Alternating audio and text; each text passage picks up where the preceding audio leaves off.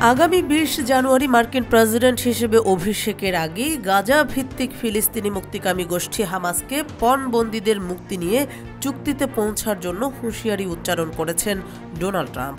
৬ সপ্তাহ আগে নির্বাচিত হওয়ার পর প্রথমবার রবিবার সংবাদ সম্মেলনে তিনি এই হুঁশিয়ারি দিয়ে বলেন, এমনটা না করা হলে হামাসকে পরিণতি ভোগ করতে হবে। হামাস চুক্তি না করলে তাদের কি পরিণাম ভোগ করতে হবে এমন প্রশ্নের জবাবে ট্রাম্প বলেন, ফিলিস্তিনি গ্রুপটিকে বুঝতে হবে এর অর্থ কি হতে পারে, তবে তা আনন্দের কিছু হবে না। সংবাদ সম্মেলনে অবশ্য ইসরায়েলি আক্রমণে গাজায় নিহত ৪৫,০০০ ফিলিস্তিনির ব্যাপারে কোনো মন্তব্য করেননি। ২০২৩ সালের ২৩ অক্টোবর থেকে ইসরায়েলি হামলায় এসব ফিলিস্তিনি নিহত হয়।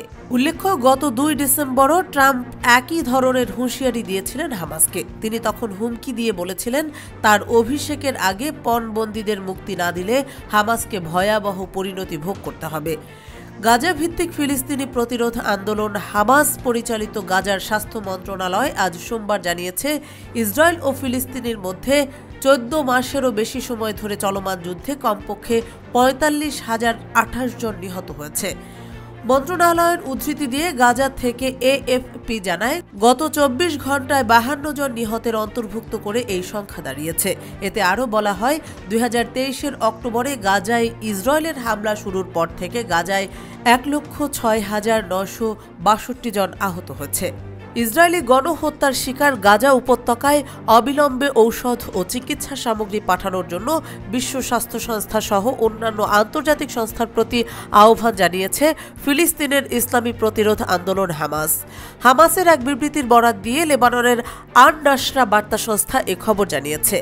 গাজার বিভিন্ন অবস্থানে ইহুদিবাদী ইসরায়েলের বিরামহীন পাশবিক হামলার পরিপ্রেক্ষিতে সেখানকার মানবিক পরিস্থিতি ভয়াবহ আকার ধারণ করেছে বলে বিবৃতিতে জানানো হয়েছে। বিবৃতিতে গাজাবাসীর সমর্থনে একটি কমিটি গঠন করার জন্য আরব ও মুসলিম দেশগুলোর প্রতি আহ্বান জানিয়েছে হামাস।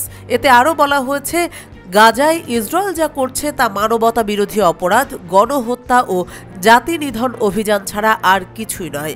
অন্যদিকে আন্তর্জাতিক সমাজ এই অপরাধ যজ্ঞের ব্যাপারে যে নীরবতা অবলম্বন করছে তা আন্তর্জাতিক ব্যবস্থার নজিরবিহীন ব্যর্থতা প্রমাণ করেছে।